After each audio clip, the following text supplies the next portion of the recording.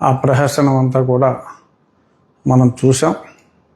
ఎట్టకేలకు మరి గతంలో రావణ్ మాట్లాడిన ఎక్స్ట్రీమిస్ట్ ఏజెన్సీస్ గురించి వారికి సంపూర్ణ మద్దతు తెలియజేస్తూ మరి అతను మాట్లాడిన ఆ వీడియోలు కొందరు చూసి దానిపైన కంప్లైంట్ ఇచ్చిన దరిమిల మరి ఈ చర్య తీసుకోవడం జరిగింది.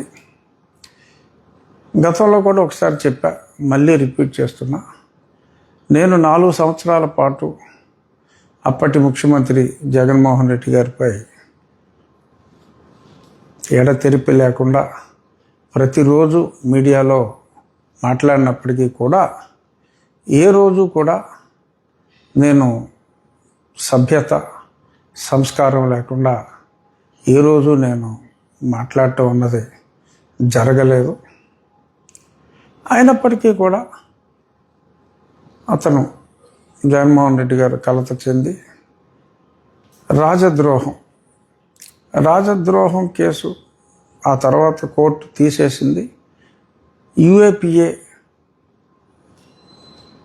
వచ్చింది. యూఏపీఏ 152 సెక్షన్ కింద అదేంటంటే దేశ సమగ్రతకి భంగం కలిగించే విధంగా యాంటీ నేషనల్ ఫోర్సెస్కి మద్దతుగా మాట్లాడటం ఆ సెక్షన్ కింద వస్తుంది.